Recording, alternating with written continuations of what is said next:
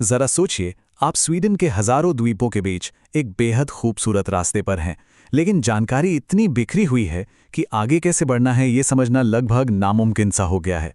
आज हम यही जानेंगे कि कैसे कुछ लोगों के एक समूह ने मिलकर इस मुश्किल चुनौती को एक आसान और रोमांचक सफर में बदल दिया।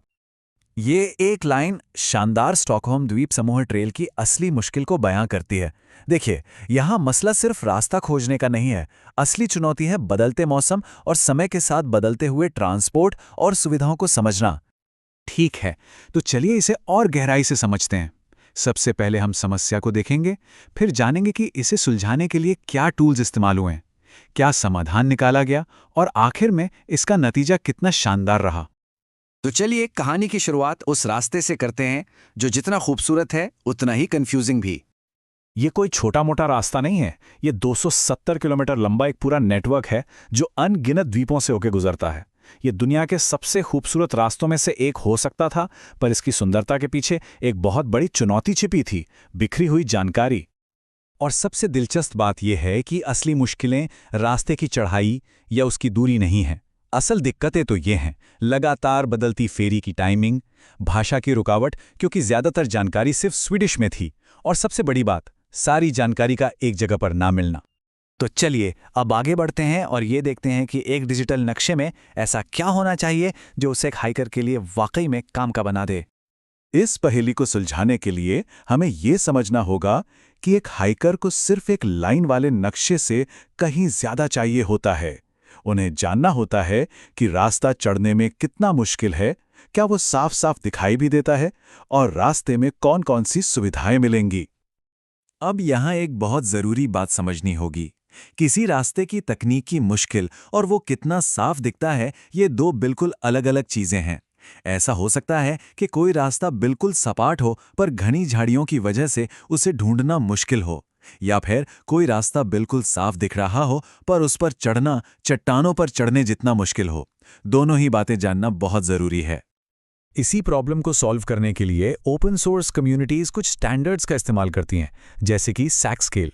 ये एक ऐसा सिस्टम है जो रास्तों की मुश्किल को T1 से T6 की स्केल पर बताता है, ताकि दुनिया में कोई भी इसे आसानी से समझ सके। अच्छा, तो हमारे पास सही तरह का डेटा तो आ गया, पर इसे रखेंगे कहाँ?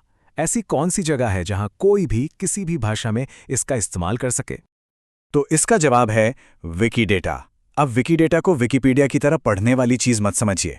इसे एक बहुत बड़ी डिजिटल लाइब्रेरी की तरह सोचिए, जहां दुनिया भर के तथ्य रखे हैं, और ये इस तरह रखे गए हैं कि कंप्यूटर उन्हें आसानी से पढ़ सकता है और आपस में जोड़ सकता है, फिर चाहे वो किसी भी भाषा में क्यों ना हो। और यही इसकी सबसे खास बात है। यहाँ हर जानकारी सिर्फ एक फैक्ट नहीं है, बल्कि वो ज्ञान के एक विशाल जाल में एक कड़ी है, एक नोड है। ये भाषा की दीवारों को पूरी तरह से तोड़ देता है। तो चलिए देखते हैं कि कैसे एक कम्युनिटी प्रोजेक्ट ने इसी शक्तिशाली टूल का इस्तेमाल करके द्वीप समूह की मुश्किलों को एक एक करके सुलझाया। ये जो इतना बड़ा वॉलंटियर प्रोजेक्ट है, वो असल में एक अकेले यात्री के अनुभव से शुरू हुआ। उन्होंने खुद इस रास्ते की मुश्किलों को झेला और फिर ठान लिया कि इसे सबके लिए आसान बनाना है। और फिर लोग जुड़ते गए। इन वॉलंटियर्स ने मिलकर विकीडेटा में इस रास्ते से जुड़ी 687 से भी ज्यादा जानकारी की एंट्रीज बनाई। यही नहीं, उन्होंने पूरे रास्ते के हर एक हिस्से की 4000 से भी ज्यादा तस्वीरें खींची, ताकि हर जानकारी विजुअली भी मौजूद हो। और ये काम कितनी बारीकी से हुआ, इसका अंदाजा आप इस चार्ट से लगा सकते हैं।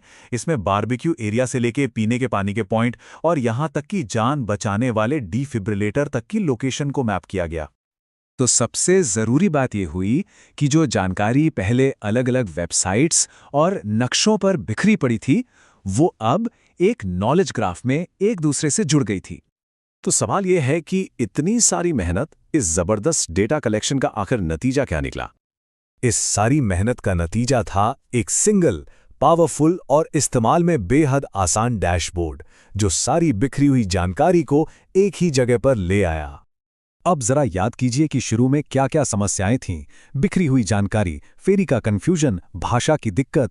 ये डैशबोर्ड उन हर एक समस्या का सीधा समाधान देता है, सब कुछ एक जगह, एक साथ और दुनिया की कई भाषाओं में।